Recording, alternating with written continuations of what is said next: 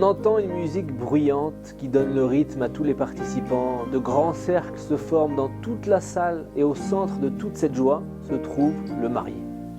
Il danse, il circule d'un cercle à l'autre, un grand sourire aux lèvres, ses amis l'applaudissent. Tout le monde se réjouit pour lui, avec sa famille, ses voisins, ses amis. Et au bout de la salle, il y a le grand-père, assis sur une chaise. Il observe avec émotion son petit-fils, le Khatan. Ses yeux versent des larmes de joie. Il se rappelle des jours sombres lorsqu'il se trouvait au camp de travail, sous la domination cruelle des maudits nazis. À la fin de la guerre, il était un jeune homme isolé, sans famille, ni communauté, sans amis, sans connaissances.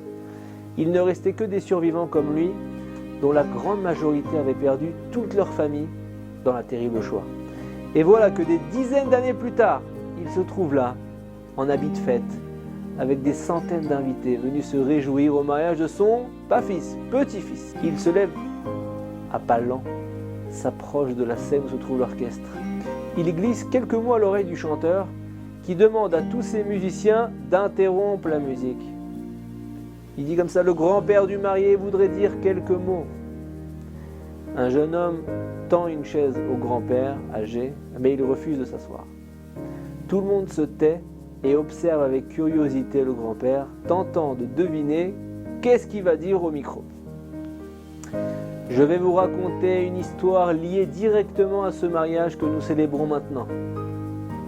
Il commence à trembler d'émotion, le grand-père. Et il dit: ça s'est passé il y a des dizaines d'années, dans la localité d'Europe où nous habitions à l'époque. Une peur terrible régnait. Les nazis étaient arrivés et avaient conquis toute la région. Nous avions entendu des rumeurs selon lesquelles, à chaque endroit où ils arrivaient, ils organisaient un transfert organisé des Juifs en direction des camps de concentration. Et on était là, notre famille, et on ne savait pas si les chambres à gaz, c'était vrai ou c'était des rumeurs. Mais on était certain que l'expulsion des Juifs, ce n'était pas gentiment qu'ils nous expulsaient. C'était pour nous donner un sort cruel. Et quelques jours plus tard, nous voyons des grandes affiches postées dans toutes les rues du ghetto.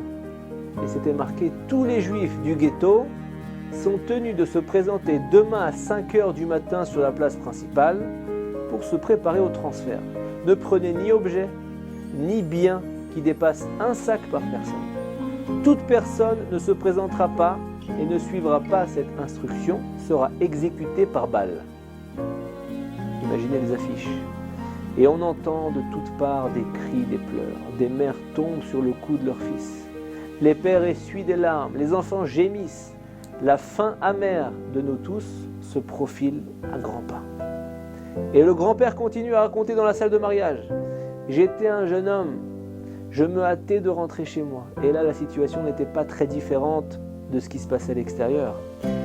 Les parents, les miens, étaient effrayés, paniqués, je ressentais la même chose. Nous avons alors commencé à préparer quelques objets et à se préparer au transfert. Soudain, papa se tourne vers moi, me tend une chemise blanche qu'il avait lavée juste avant et me demande de la repasser. Et moi je lui dis: mais papa, on est sur le point d'être emmenés dans un camp nazi. On va tous mourir. Il nous reste quelques heures. Et tout ce qui t'importe maintenant, c'est que je te repasse une chemise. Mais mon père n'a pas renoncé. Il m'a dit: mon cher fils, je voudrais que tu me repasses une chemise. Et il a insisté, son visage était gris de peur et d'inquiétude.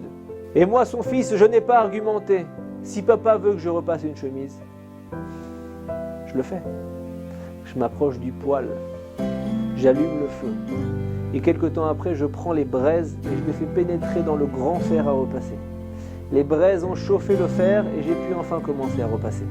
Quelques minutes plus tard, je tends à papa une chemise repassée et pliée. Il la regarde, il est content. Et il me dit: je sais exactement où nous allons. Et c'est pourquoi je t'ai demandé de me repasser une chemise. Car la Sainte Torah nous dit: honore ton père et ta mère pour prolonger tes jours. La mitzvah, le commandement de respecter ses parents, c'est la meilleure ségoula, le meilleur moyen pour mériter de vivre longtemps. Et il ajoute: j'ignore le sort qui m'est réservé. Mon sort, celui de ta mère. Mais toi, mon fils, tu es un jeune homme et nous voulons que tu vives. Nous voulons que tu survives, que tu passes cette guerre. Et avec l'aide de Dieu, tu fonderas une famille. Poursuis la chaîne des générations de notre famille. Fais en sorte de nous donner des petits-enfants et des descendants pleins de crainte du ciel. Des gens qui étudient la Torah. C'est pourquoi je voulais te donner un mérite.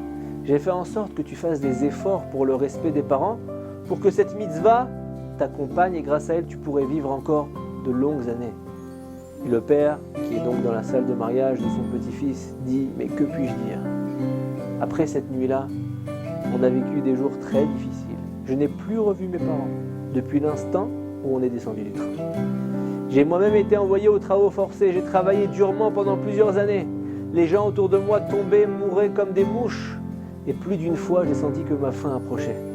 Dans un jour ou deux, on enverra également mon corps sur la pile de corps qui ne faisait qu'augmenter. Je n'étais pas sûr qu'on prendrait la peine de me conduire jusqu'au crématorium pour brûler mon corps. Même ça. Mais non, je n'ai pas rendu mon dernier souffle là-bas. Envers et contre tout, j'ai réussi à survivre. J'ai passé la guerre. Et pendant tout le temps, j'ai senti que je ne vivais que grâce au mérite de la mitzvah que mon père m'avait fait mériter.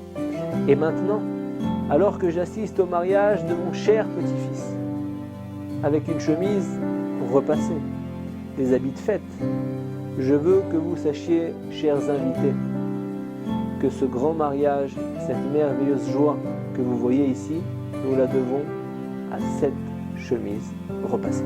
Shabbat Shalom.